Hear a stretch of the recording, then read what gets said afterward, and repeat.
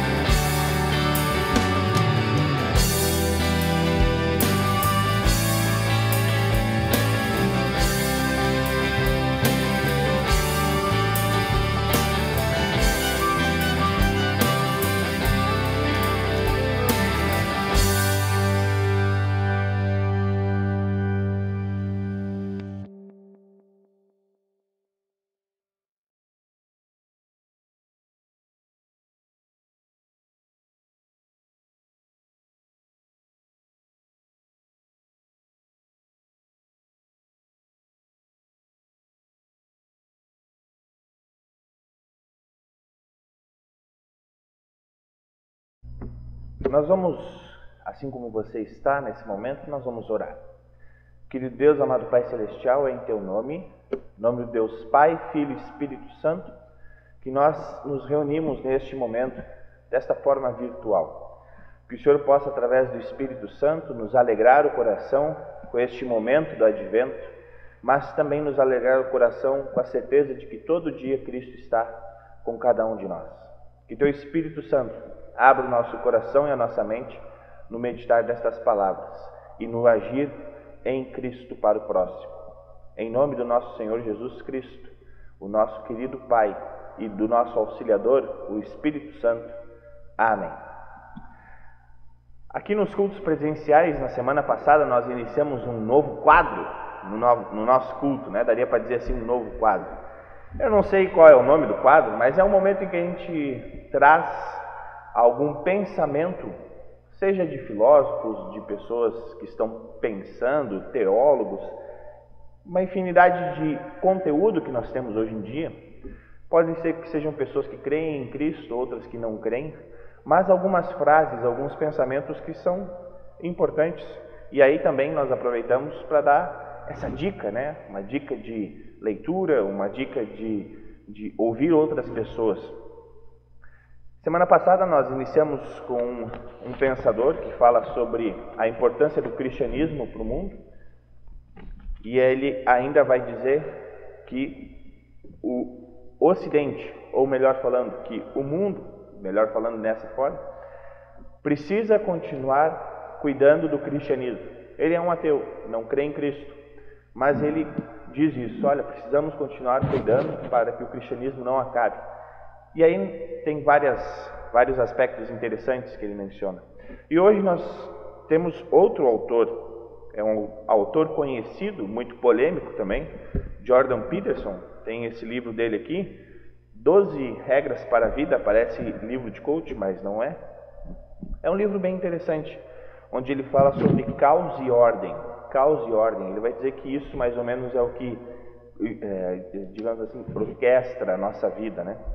E aí ele vai ter uma frase que eu achei muito interessante. Ele diz o seguinte: se desejamos cuidar de nós mesmos apropriadamente, teremos que respeitar a nós mesmos. Mas não fazemos isso, pois somos, pelo menos em nossos próprios olhos, criaturas caídas. Se vivêssemos na verdade, se falássemos a verdade, então poderíamos caminhar com Deus novamente e respeitar a nós mesmos, os outros e o mundo. Essa frase está dentro de um contexto em que Jordan Peterson está falando sobre a queda do ser humano. E ele diz que, pegando os mandamentos mais importantes, amar a Deus e amar ao próximo, ele vai dizer que não tem como nós amarmos ao próximo se nós não respeitarmos quem somos. Muito interessante. Nós precisamos respeitar quem somos. E quem somos? Criaturas caídas. Ele não usa a palavra pecado, mas nós podemos falar, criaturas caídas são imperfeitas, são falhas, cometem erros. E isso é o que nós sempre admitimos e é isso que nós sempre confessamos durante o culto. Porém, aqui tem um detalhe interessante. Não sei se essa foi a intenção do autor, mas creio que sim. Ele fala o seguinte: se vivêssemos na verdade, se falássemos a verdade, então poderíamos caminhar com Deus novamente, respeitar a nós mesmos, os outros e o mundo. Quando ele usa a palavra verdade, ele usa com letra maiúscula. Pode ser que ele tenha dado o sentido de verdade, uma verdade absoluta. Hoje em dia muita gente fala de uma verdade relativa, cada um tem a sua verdade. Não, nós não cremos nisso. Nós cremos que existe uma verdade absoluta. Pode ser que ele tenha feito, ou pode ser que não, mas eu faço aqui a apropriação muito bem feita, que ele diz que a única forma de nós andarmos com Deus novamente, e a partir disso amarmos o próximo, é falando a verdade e vivendo a verdade. E aqui nós podemos lembrar do texto que fala que Jesus Cristo é a verdade. E esse é um ponto muito interessante, pois é somente através de Cristo que nós podemos andar novamente com Deus. Então vejam só, esse autor aqui, um dos livros mais vendidos no ano passado, no mundo, ele está nos dando uma dica de que primeiro precisamos olhar para a nossa situação e entender que essa situação é uma situação que nos equipara, onde todos nós somos criaturas caídas. Porém, ele vai dizer que para nos libertarmos disso, ou para nós vivermos algo diferente e para nós amarmos o próximo, precisamos amar aquilo que é a verdade. E aqui nós falamos que a verdade é Cristo. Por isso não tem como nós amarmos a Deus e amarmos ao próximo sem Cristo nos amar. É Ele que nos ama primeiro. E essa resposta que nós damos ao amar o próximo é apenas uma resposta àquilo que nós já ganhamos abundantemente. Por isso nós podemos falar, confessem, né? Admitam que são pessoas falhas e a partir disso procurem ser fortes em Cristo, a partir disso procurem amar em Cristo, a partir disso procurem viver a verdade todos os dias, que é Cristo. Eu os convido a abrir o texto de João. Nós queremos fazer essa leitura do livro de João capítulo 1, dos versículos 6 a 8 e depois dos versículos 19 a 28. Assim está escrito: Houve um homem chamado João, que foi enviado por Deus para falar a respeito da luz. Ele veio para que por meio dele todos pudessem ouvir a mensagem e crer nela. João não era luz, mas veio para falar a respeito da luz. A luz verdadeira que veio ao mundo e ilumina todas as pessoas. A palavra estava no mundo e por meio dela Deus fez o mundo, mas o mundo não a conheceu. Aquele que é a palavra veio para o seu próprio país, mas o seu povo não o recebeu. Versículo 19. Os líderes judeus enviaram de Jerusalém alguns sacerdotes e levitas para perguntarem a João quem ele era. João afirmou claramente: Eu não sou o Messias. Eles tornaram a perguntar: Então, quem é você? Você é Elias? Não, eu não sou, respondeu João. Você é o profeta que estamos esperando? Não, respondeu ele. Aí eles disseram a João: Diga quem é você para podermos levar uma resposta aos que nos enviaram. O que é que você diz a respeito de você mesmo? João respondeu, citando o profeta Isaías: Eu sou aquele que grita assim no deserto: Preparem o caminho para o Senhor passar. Os que foram enviados eram grupos de fariseus. Eles perguntaram a João: Se não é o Messias, nem Elias, nem o profeta que estamos esperando, por que é que você batiza? João respondeu: Eu batizo com água, mas no meio de vocês está alguém que vocês não conhecem. Ele vem depois de mim, mas eu não mereço a honra de desamarrar as correias das sandálias dele. Isso aconteceu no povoado de Betânia, no lado leste do rio Jordão, onde estava João ali batizando. Um detalhe sobre esse texto muito interessante é esse diálogo, essa conversa de João com os líderes religiosos. Eles queriam o tempo todo que João falasse quem realmente ele era, ou o que ele era. E é interessante que o foco principal desse texto é João falando daquele que está chegando, que está até no meio deles, que é muito maior do que João, muito maior do que aquilo que João está fazendo. Porém, um outro ponto interessante é que João é perguntado várias vezes quem ele era, e João nunca diz quem ele era, ele apenas diz o que Cristo era, ele apenas diz aquilo que ele está anunciando. Essa é uma mensagem interessante. Às vezes a gente procura filtrar, né? Eu vou ouvir falar sobre Cristo, mas quem eu vou ouvir falar sobre Cristo?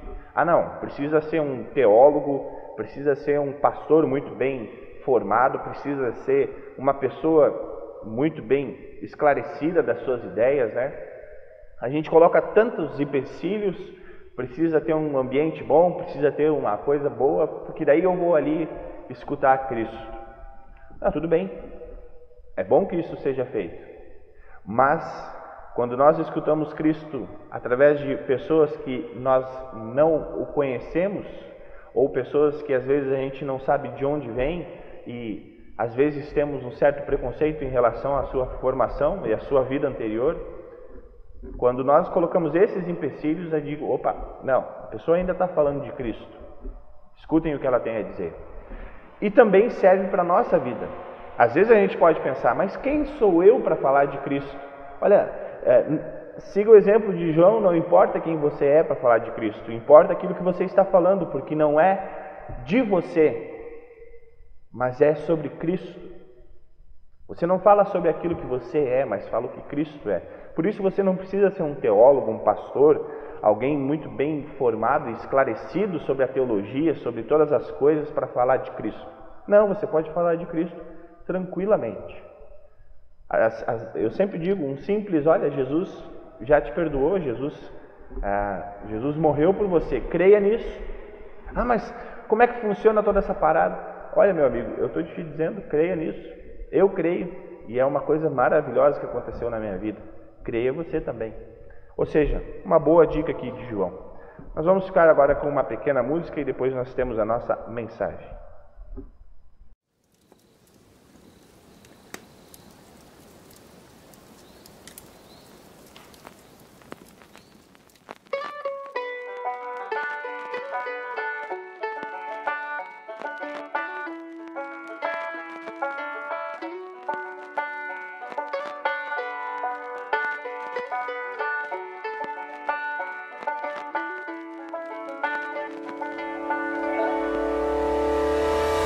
Trago boas notícias de paz e alegria.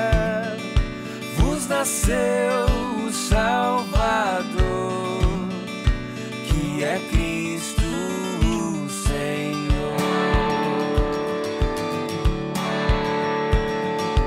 Toda sua majestade a manjedoura para reescrever a nossa história. O menino Deus,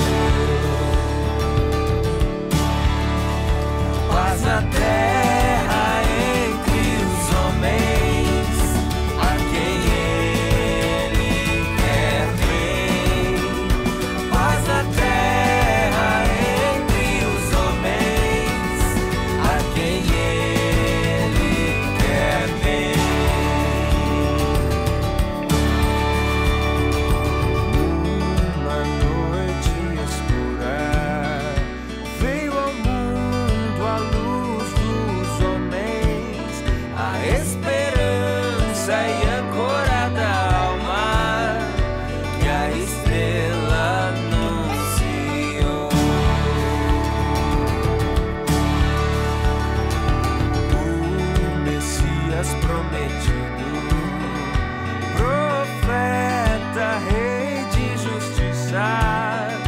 sacerdote para sempre, Jesus Cristo o Senhor. Paz da terra entre os homens, a quem Ele quer bem. Paz da terra entre os homens, a quem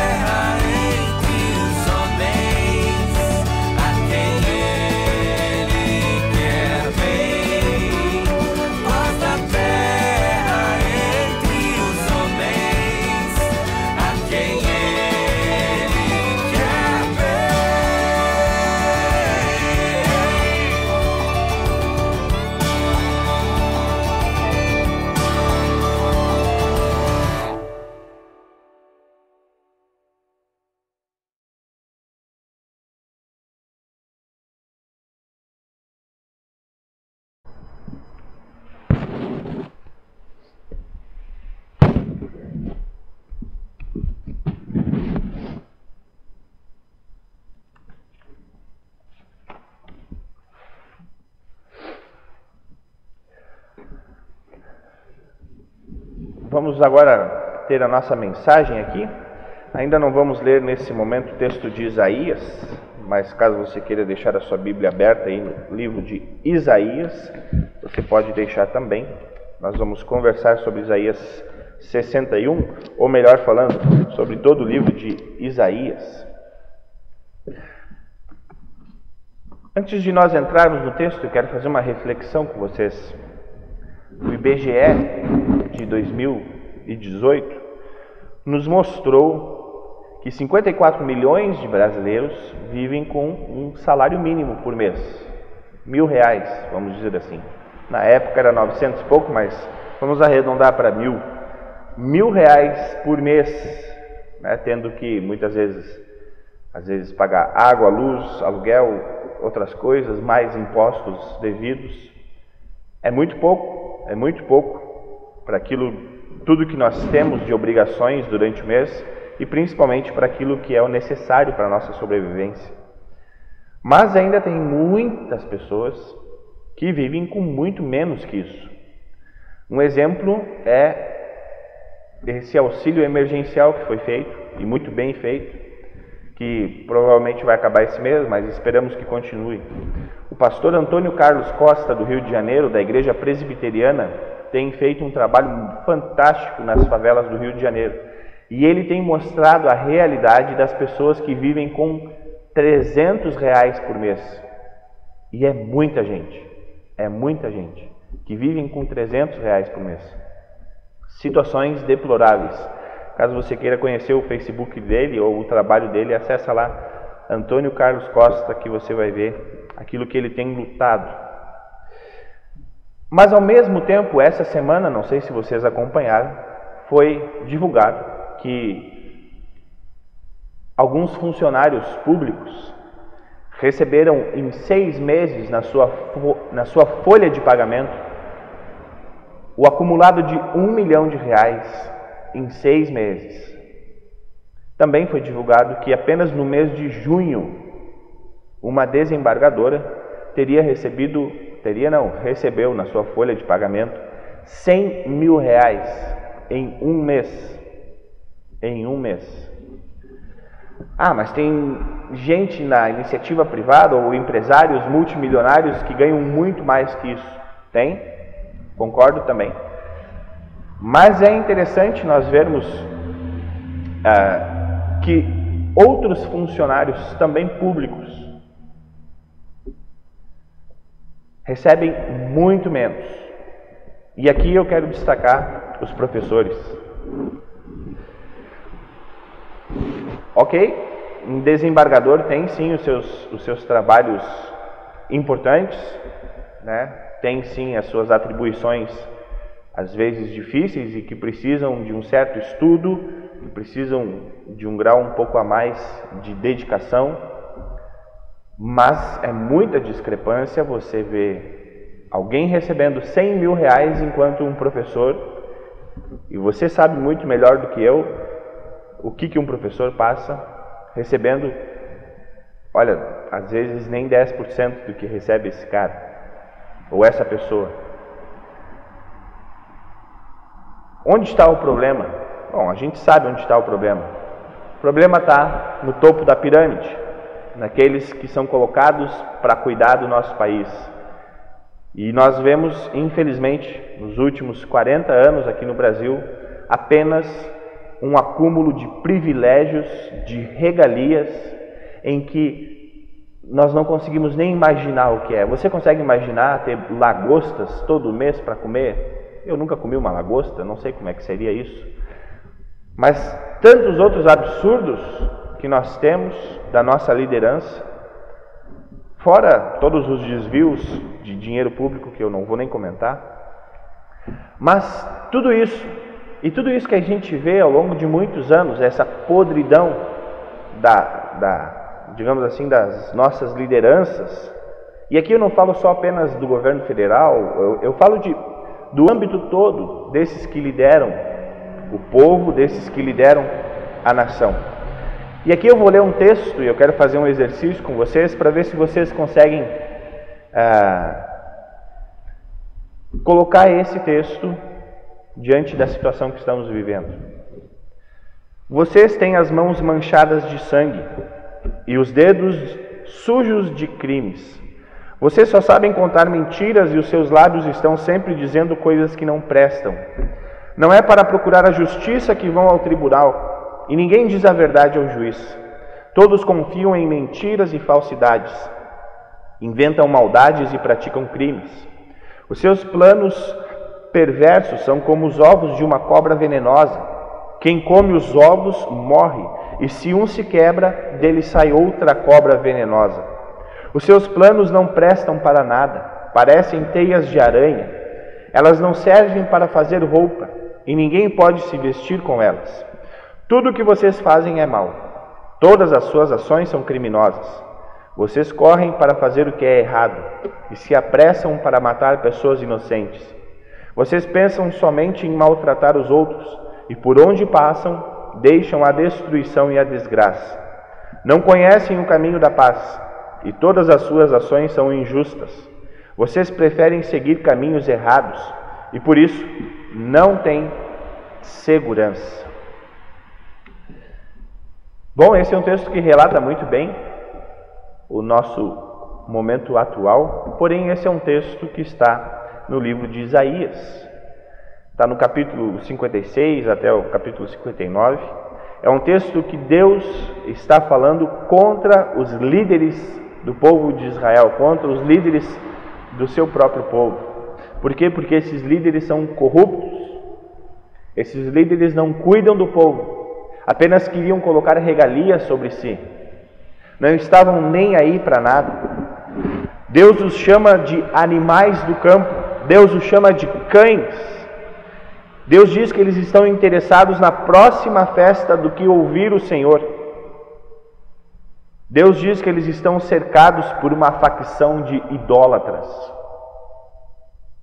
Aqui nós poderíamos pensar, será que hoje não somos parte de uma facção que idolatra alguns dos líderes da nossa nação? Ele diz que tudo isso que está acontecendo também tem parte da omissão do povo, ou, como nós poderíamos atualizar o termo, do passapanismo do povo. E aí ele vai dizer que tudo isso é uma ausência de fé. E o resultado, violência, escravidão, acusações e difamação.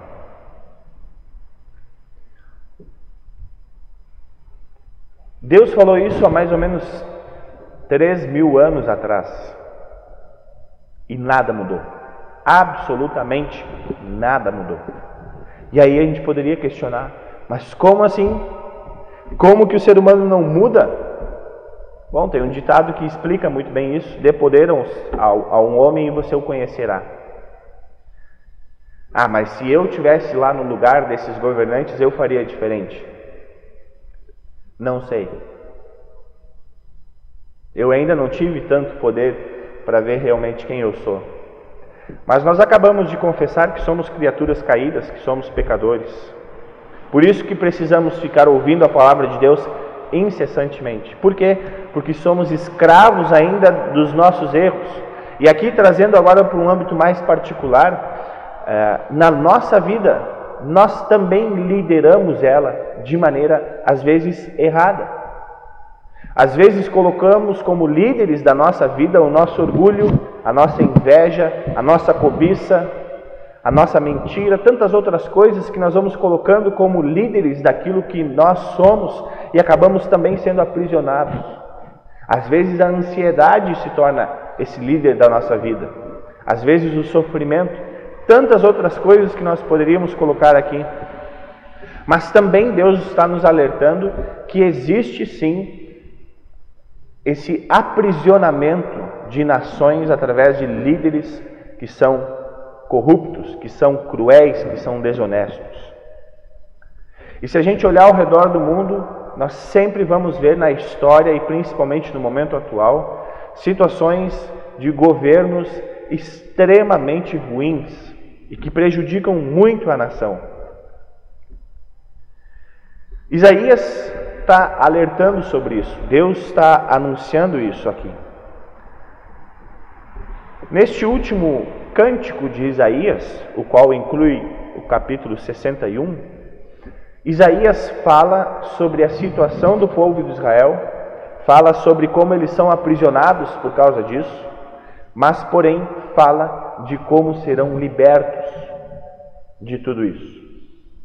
E antes de entrarmos nesta liberdade, ou antes de entrarmos nesse consolo que Isaías vai nos falar, vamos relembrar uma coisa bem interessante, que Isaías também faz menção ao longo desses vários capítulos, desde o capítulo 56 até o capítulo 61 e adiante.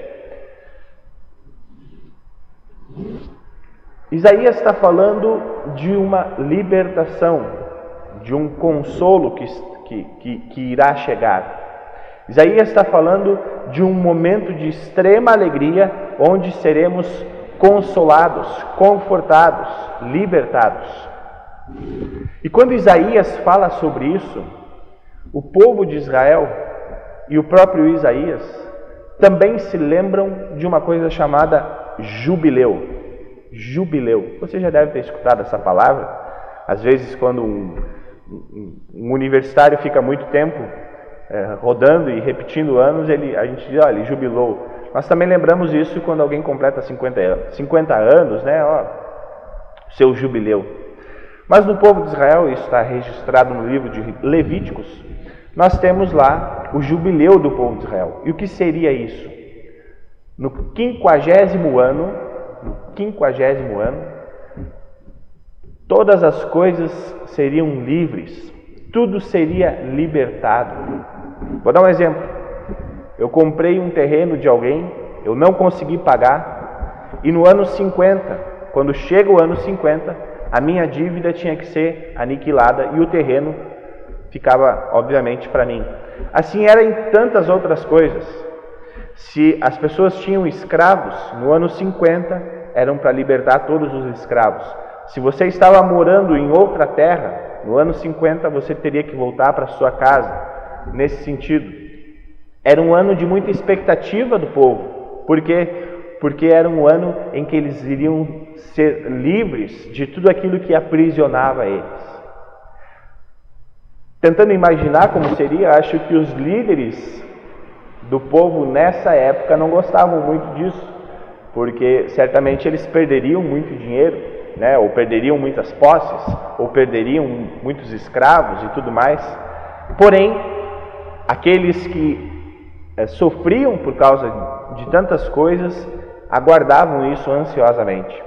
E aí, fazendo um parênteses, eu até brinquei dizendo que ainda bem que não foi o povo brasileiro que Deus escolheu para esse momento, porque senão no ano 49, né, eu vou me incluir junto, faríamos dívidas absurdas, porque saberíamos que no ano 50 tudo seria pago. É apenas uma piada aí, mas pode ser que seja verdade. Mas vejam só, o jubileu é esse momento de confortar os que sofreram durante 49 anos, de consolar aqueles que por muitas vezes, por situações adversas, acabaram cometendo erros, ou porque não souberam administrar aquilo que tinham e acabaram sendo prejudicados, e aquilo os aprisiona. Nesse ano 50, o ano do jubileu, tudo seria libertado. Era uma expectativa e era uma festa imensa que o povo fazia nesse ano. Assim também Isaías agora nos fala. E lá no capítulo 61, versículo 1, até o versículo 4, eu quero ler com vocês. Isaías vai falar o seguinte: o Senhor Deus me deu o seu Espírito. Me deu para quem? Quem está falando aqui? Bom, Isaías, porque é o livro dele. Não. Aqui nesse momento quem está falando é o próprio Deus. E ele diz que aqui é Cristo.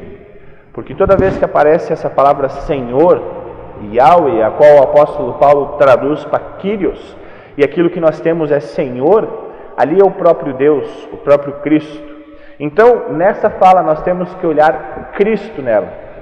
O Senhor Deus me deu o seu Espírito, pois Ele me escolheu para levar boas notícias aos pobres. Ele me enviou para animar os aflitos, para anunciar a libertação aos escravos e a liberdade para os que estão na prisão. Ele me enviou para anunciar que chegou o tempo em que o Senhor salvará o seu povo, que chegou o dia em que o nosso Deus se vingará dos seus inimigos. Ele me enviou para consolar os que choram, para dar aos que choram em Sião uma coroa de alegria em vez de tristeza, um perfume de felicidade em vez de lágrimas, e roupas de festa em vez de luto. Eles farão o que é direito, serão como árvores que o Senhor plantou, para mostrar a todos a sua glória. Eles reconstruirão casas que haviam caído e cidades que tinham sido arrasadas, e que há muitos anos estavam em ruínas. Essa é a mensagem de Deus para o povo de Israel, dizendo para eles lembrarem que o Senhor está chegando. Trazendo para o nosso contexto e para os nossos dias, nós podemos ter uma bênção, nós podemos ter uma alegria imensa em saber que o jubileu não é mais de 50 em 50 anos, mas é diariamente. Como assim, pastor? Sim, o jubileu acontece, a libertação, o consolo de Deus, aquilo que Ele veio fazer por nós acontece diariamente, quando ouvimos a palavra de Deus. Acontece nos cultos, quando recebemos a Santa Ceia. Acontece no batismo, quando ali as pessoas são libertadas do pecado. A mesma expectativa, a mesma festa que pessoas ficavam aguardando durante 49 anos, hoje nós podemos dizer que essa alegria, que essa bênção nos é dada diariamente. Diariamente. E é isso que vai fazer com que as coisas mudem. É isso que vai fazer com que todas as pessoas possam reerguer as suas casas, que há muito tempo estavam arrasadas e em ruínas. E aqui a gente pode falar da nossa própria casa, seja psicológica, né? Ou até mesmo espiritual.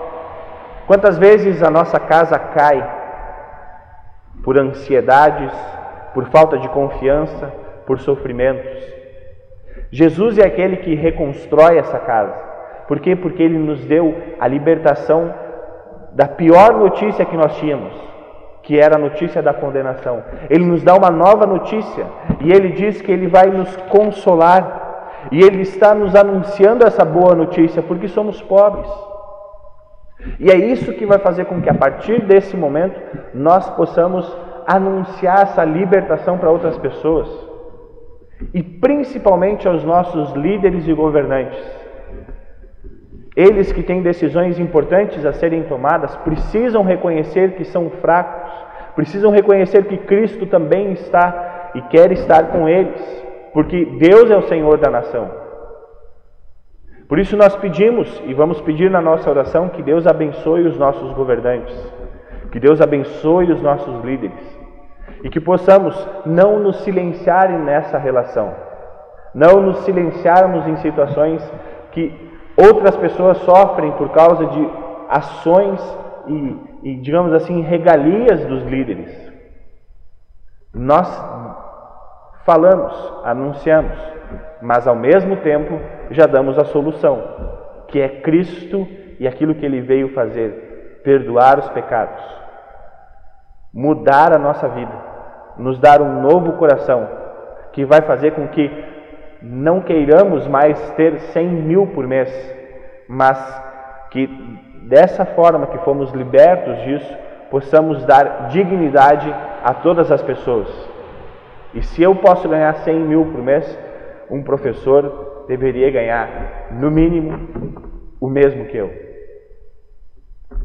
Obviamente que isso nunca vai acontecer, mas não precisamos ficar calados. Com ordem, decência, principalmente com amor, nós continuamos anunciando essa mensagem que já dura 3.000 anos, que apenas Cristo é aquele que nos livra da condenação. Espalhem essa notícia, espalhem essa notícia no advento. Cristo chegou para nos consolar, para nos libertar. Em nome do Cristo vivo, amém.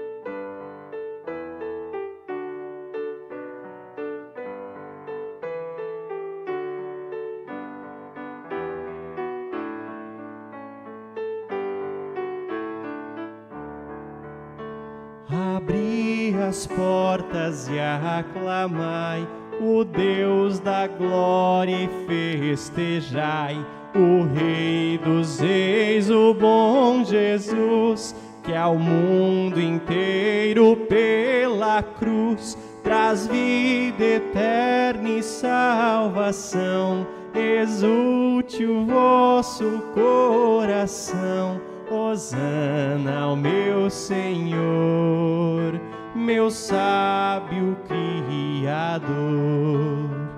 É justo e amparador, capaz, bem manso e ao coroa traz, de santidade e retidão, tem como cetro a compaixão, o nosso mal vem dissipar. Adiante vamos, pois, cantar, hosana, meu Senhor, meu grande Salvador. Feliz o povo que entronar no meio seu o Rei sem par. Feliz é todo o coração em que Ele faz habitação. Ele é o sol com seu fulgor, é fonte de alegria e amor. Hosana ao meu Senhor, meu bom Consolador.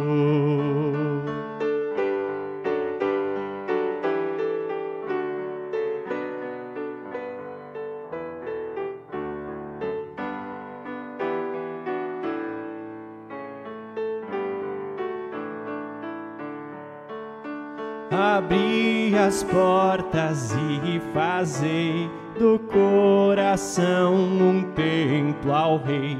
Os ramos de piedade alçai e glória ao vosso Rei cantai. Gracioso a vós se achegará, é vida e salvação trará.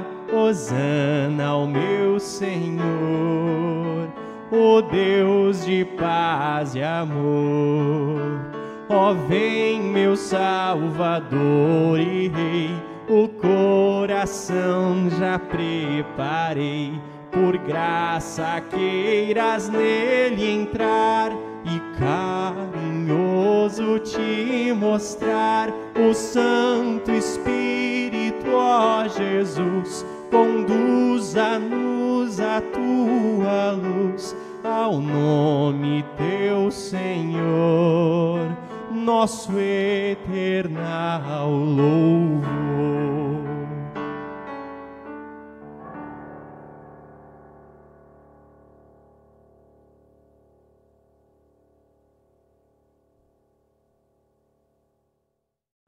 Bem, antes da nossa oração, queremos agradecer por todas as ofertas que sempre são dadas e conduzidas através de forma online durante essa pandemia. Por isso, deixo aqui também a conta da igreja para você fazer a sua oferta.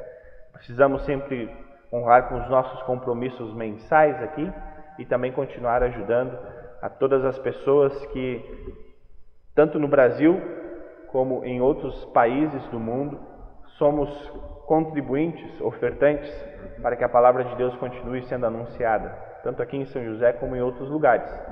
E a sua oferta ela é muito especial e ela com certeza ajuda neste envio da palavra de Cristo. Por isso nós pedimos que você possa continuar ofertando e também, caso não consiga fazer de forma online, pode entrar em contato conosco.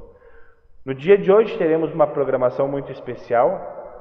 Se você colocar no YouTube canal da IELB, né, ou colocar Igreja Luterana Evangélica do Brasil, hoje terá um especial de Natal para as crianças. Então não percam isso, aproveitem esse momento. Também queremos lembrar que no final de semana que vem teremos cultos aqui em Arujá e durante a semana também teremos cultos no litoral. Hoje também teremos o batizado da Lara, será feito em Taubaté, também motivo de grande alegria, e mais uma pequenina que vai estar no reino dos céus através desse batismo, daquilo que o Espírito Santo faz no coração. Nós vamos orar nesse momento. Querido Deus, nosso Pai, querido Filho, nosso Salvador, querido Espírito Santo, nosso Consolador. Obrigado pela oportunidade de mais uma vez nos reunirmos para contemplar a Tua salvação e receber o perdão dos pecados. Somos gratos pela fé que temos e por cuidar dela diariamente. Agradecemos por quem somos, criaturas amadas por um Pai justo e amoroso. Agradecemos pois seu cuidado por cada um de nós se reflete na comida que temos, nos bens materiais e nas pessoas que temos ao nosso redor. Agradecemos pela nossa congregação Cristo Vive e agradecemos por termos a oportunidade de crer e anunciar a sua palavra. Agradecemos pelos trabalhos realizados aqui em São José dos Campos. Também queremos agradecer pelo Dia da Bíblia, que se comemora no dia de hoje. Agradecemos pela Sociedade Bíblica do Brasil e te pedimos que continues abençoando este trabalho de levar a tua palavra para diferentes línguas, tanto aqui no nosso país como no mundo todo. Que o Senhor possa continuar abençoando e dando coragem, perseverança, mas também paciência. Amado Pai, agradecemos os aniversariantes desta semana e pedimos que continues abençoando e cuidando de tudo que são e possuem. Queremos te pedir, amado Pai Celestial, que continues cuidando da tua igreja espalhada pelo mundo. Cuida dos que são perseguidos por crer no teu Filho Jesus Cristo. Faça com que esta igreja seja perseverante na fé e que através dela o mundo seja iluminado com o amor do próprio Jesus. Te pedimos que nos ampare em nossos sofrimentos, angústias, decepções e ansiedades. Cuida da nossa saúde física, psicológica e espiritual. Cuide dos enfermos, dos que sofrem por esta pandemia. Console os que choram a morte de seus queridos. Em especial, lembramos a família e amigos de todos aqueles que perderam seus queridos durante esta pandemia.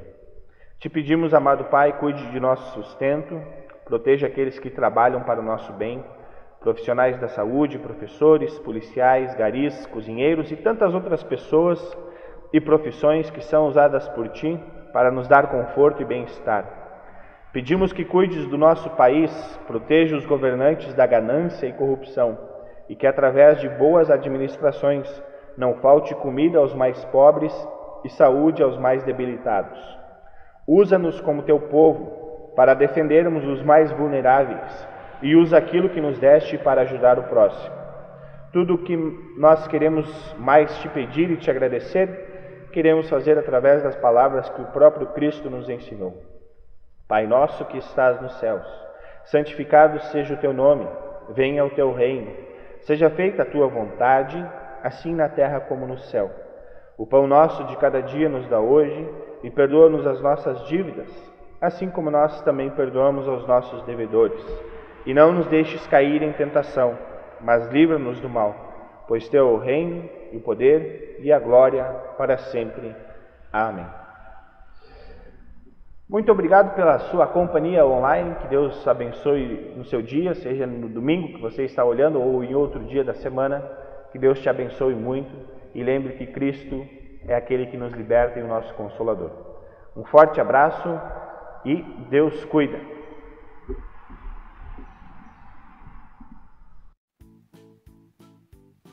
Olá pessoal, sejam todos bem-vindos à nossa escola bíblica de hoje. E você sabe do que nós vamos falar hoje? Hoje é o segundo domingo do mês de dezembro.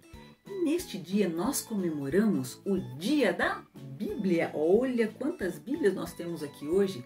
E você, tem uma Bíblia aí na sua casa? Eu espero que sim. Mas se você não tiver, fala com a gente para a gente te ajudar a ter uma, tá bom? É muito bom. Hoje nós temos muitos tipos de Bíblia. Bíblias pequenas, com letrinha pequena, né? Bíblias para jovens, para crianças, Bíblias tradicionais. Nós temos Bíblias grandes, com letras grandes, Bíblias de estudo. A gente tem Bíblia com figuras e muitas outras coisas. Bíblias em várias línguas diferentes, inclusive na nossa língua, não é? A Bíblia, ela é muito importante para nós. E você sabe por quê? Porque ela é a palavra de Deus. Deus se revela para nós na Bíblia.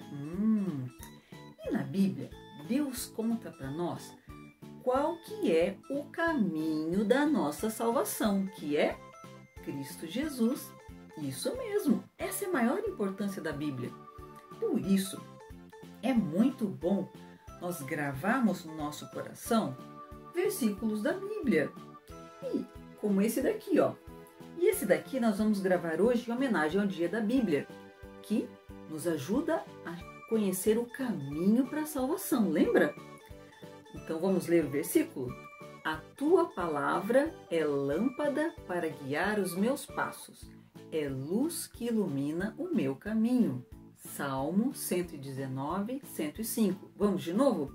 A tua palavra é lâmpada para guiar os meus passos, é luz que ilumina o meu caminho. Salmo 119, 105.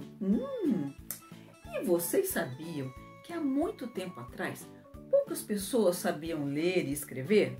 Pois é. E aí, como é que elas iam fazer, né, para ler a Bíblia? A história bíblica, a história que Deus quis contar para nós, da salvação, ela era contada de pessoa para pessoa. Aos pouquinhos, ela foi sendo escrita. E olha que curioso, primeiro, ela foi escrita, sabe onde? Em pedras. Isso, ela era esculpida nas pedras. Como Deus fez para Moisés nos 10 mandamentos, ele esculpiu em pedra. Depois, eles passaram a escrever a Bíblia em pedaços de argila e secar o forno. Ficava como uma cerâmica, né? Esculpido no forno. Outros começaram a escrever, então, em pedaços de couro, em rolos assim, ó. Que a gente fazia o rolo e escrevia no couro e depois guardava enroladinho dentro de potes de barro para não estragar. Depois se usou o papiro, não é? Depois, e tudo isso era escrito, ó, à mão, ou esculpido ou escrito à mão com tinta caseira. Depois, com a imprensa, né, a gente começou a escrever, então, como a gente conhece hoje os livros, impressos, né, numa máquina. E hoje a gente tem Bíblia no nosso celular, no computador, a gente pode entrar aqui e ver em várias línguas, pode ler e pode, ó, ouvir a Bíblia. Olha que legal isso, não é? Outra curiosidade da Bíblia é que várias pessoas escreveram a Bíblia, vocês sabiam? Pessoas importantes, pessoas simples, como Moisés, o rei Salomão, o rei Davi, os profetas. Vários tipos de pessoas escreveram a Bíblia, né? Pessoas como pastores, né? Pescadores. Os discípulos de Jesus também escreveram a Bíblia, como Mateus, João, apóstolo Paulo, Tiago, muitas pessoas, isso mesmo. Mas, apesar de várias pessoas terem escrito, todas elas foram inspiradas por Deus, pelo Espírito Santo. Isso é como se Deus guiasse o que as pessoas estavam escrevendo. Isso mesmo. Então, Deus quis que fosse escrito daquela maneira. Muito bem. E hoje, então, nós vamos ver uma história muito legal de uma menina chamada Mary Jones, que quis muito ter a sua própria Bíblia. Isso mesmo. Espero que vocês gostem dessa história. Mas antes de vermos a história, nós vamos orar, tá bom? Mãos juntinhas então? Senhor Jesus, muito obrigado por nos ensinar com a sua palavra, a Bíblia. Obrigado pelas pessoas que trabalharam para hoje termos a sua Bíblia tão perto de nós. Abençoa a todos que leem e que ouvem a tua palavra. Em nome de Jesus, nosso Salvador. Amém.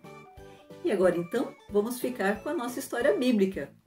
Tchau, pessoal!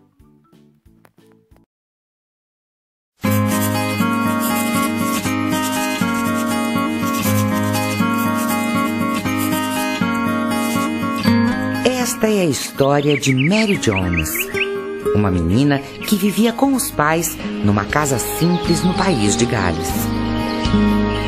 Assim como eles, ela também não sabia ler. Todos os domingos, Mary ia à igreja, cantava os hinos, mas tinha muita dificuldade para entender as palavras do sermão. Mesmo assim, Mary Jones sentia um carinho especial pelo livro que o pastor carregava, a Bíblia Sagrada. Quando Mary completou 10 anos, foi matriculada na escola que chegou ao vilarejo. Em pouco tempo, tornou-se uma boa aluna e foi chamada para ler em voz alta uma passagem da Bíblia Sagrada para seus colegas de classe. Certo dia, a senhora Evans, que sabia do amor de Mary pelo livro sagrado, convidou-a para ir à sua casa para conhecer de perto a Bíblia da família.